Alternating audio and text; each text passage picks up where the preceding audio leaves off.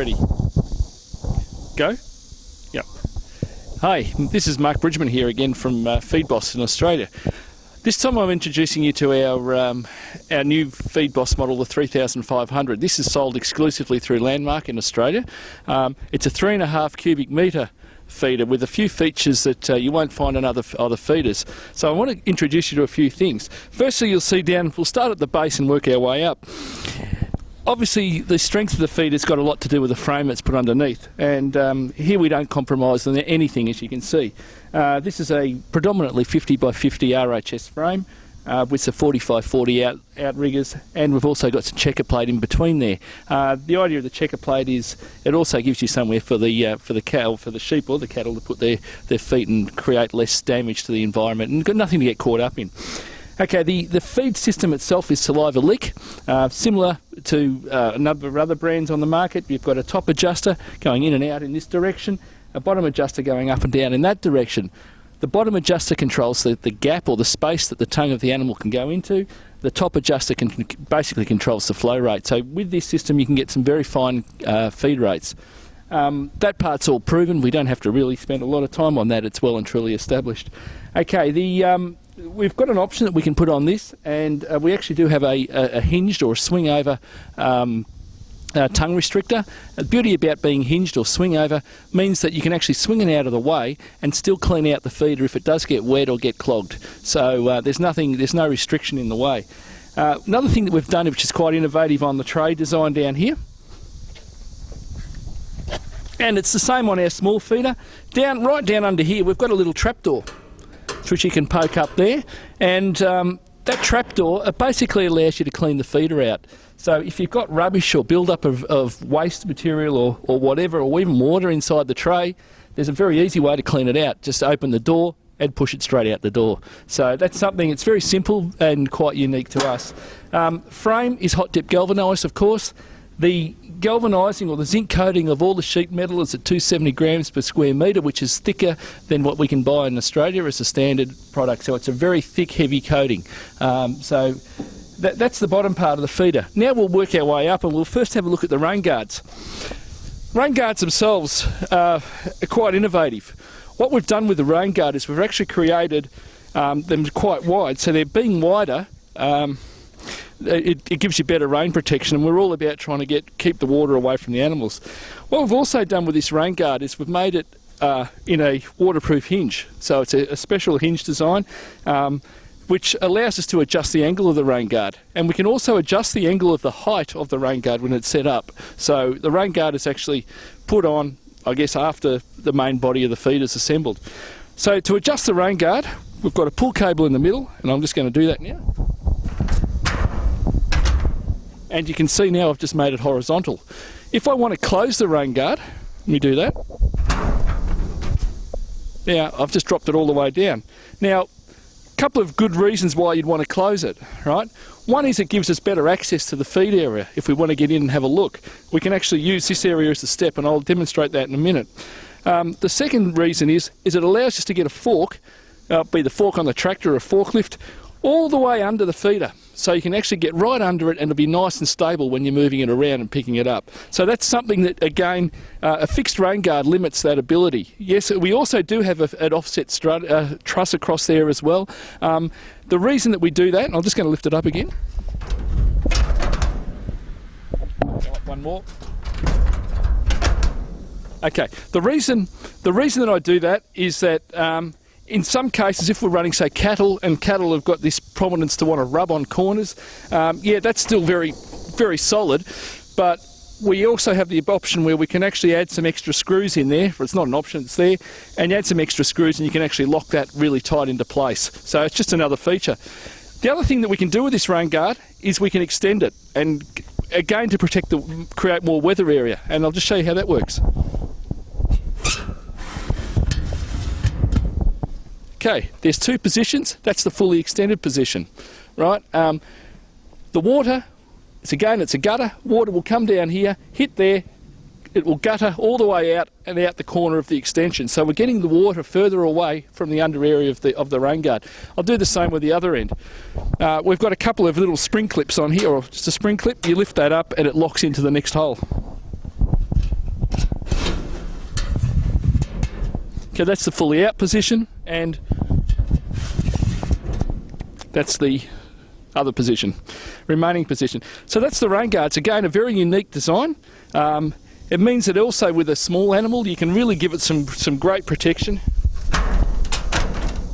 Now, I might want to bring it right down like that. It just depends on your condition and the weather and the rain and what you've got in your area and the animals that you're using. So you get a lot of flexibility with this rain guard, and of course you can mount it at different heights all the way up to the top. Now, we walk around this side and we'll have a look at the side. This is similar again to previous model Feed Boss as well, and you've got 3 sight glasses on the side. We just haven't put the perspex in, and we've got the tow hitch down here which slides in and out. Nice big heavy duty tow hitch, you can drag it around.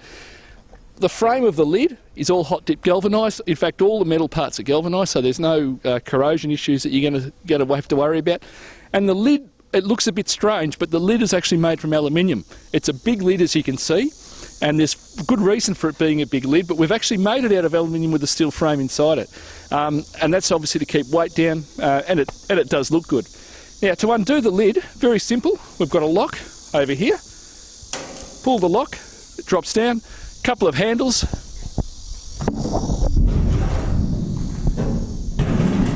And there it is, lid's back.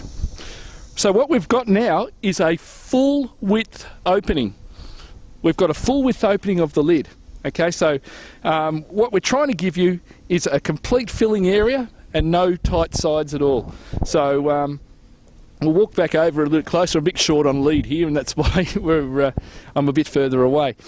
Okay, now the other reason that we want to have the full width opening is it allows us to get easy access into the feeder. A lot of the big feeders on the market are too tall, and when we designed this one of the key things we wanted to achieve with this was to lower the loading height, which would allow us to get things like bulker bags over the top, and also for people to be able to reach in and see inside the feeder. Now, you know, even if you're short, there's quite an easy way to see into this. The simple way, of course, is this, right?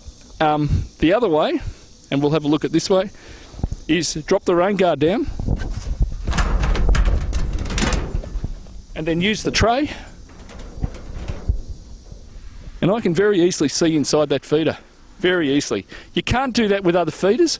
The reason you can't do it is most of the other feeders on the market, the taller ones, have quite deep sides on it here. And then you've got the rain guard, and that holds you away from those sides. Now, part of the reason that we've made this so wide opening is that we want to be able to get the feeder over full. And that's why we've made a really big lid on it. So what we've tried to do is actually put extra volume inside the lid space rather than inside the wall space. So what you can do with this feeder is you can stand back, you can fill it, and you can overfill it, right? The lid's 200mm high, it sits up 200mm above this, and as that comes over the top, it'll settle that grain in. If you've got long sides on here, like nice deep sides, the grain, the way you feed it, or pellets, it doesn't naturally flow under the side. So what we're trying to do is we allow you can fill right up to here. You don't have sides you've got to push the grain under. So we're trying to get the full capacity out of this without somebody climbing on top or using rakes or things to try and fill it. Now, to put the lid down, again, it's just a reversal of that. We just push it over. But before we do that, I want to just put the camera over the edge and we'll have a little look inside.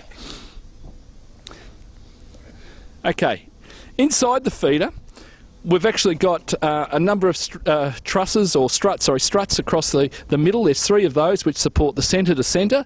And then we've got 7 sets of bracing across the bottom, across the very bottom. Now that bracing on the bottom again is something unique to Feed Boss.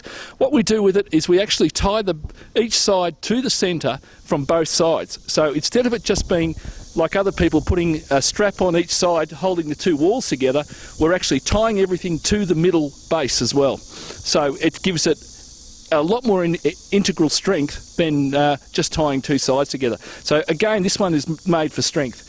So the 3.5 cubic metres, I mean, on tonnage it works out about, I think it's about 2.65 or something. It just depends on the density of the material that you're running. But certainly equivalent to most of the other bigger feeder guys around. Okay, I'll just pop the lid back down again, and I'll just drop the microphone while I do that.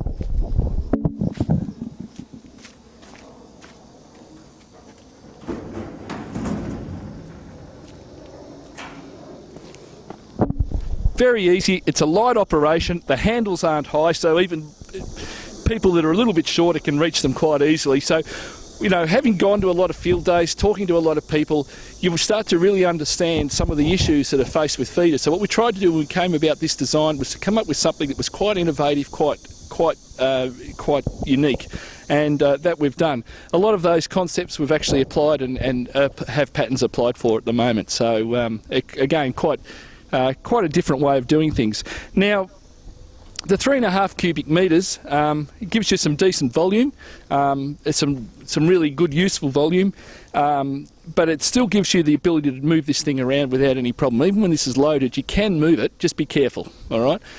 Because obviously there's a lot of weight in it when it's full.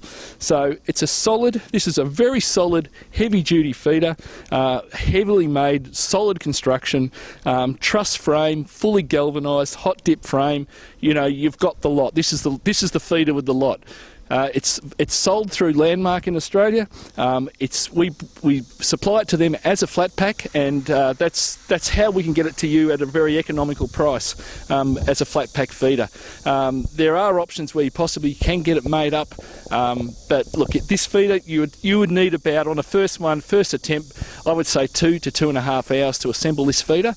We've got very clear step-by-step instructions, and that's it. The flat pack is very small. In fact, it all sits about this high, and we actually can stack these 5 high for transport. So you actually get a lot of feeder space in a small area. Even assembled, this feeder can be moved at a very low cost, and this is, face it, this is where a lot of the cost is on feeders in Australia. It's in shipping the things around the country. So what we've tried to do is say, if we can move them in a stack and use 2 pallet spaces, we're going to be way ahead of wasting money on freight. We can actually put the money into the feeder, and that's exactly what we've done. So there we go, introduction. The FeedBoss 3500, the 3500, sold through Landmark in Australia, and there's your introduction. So go get them. Okay, thanks.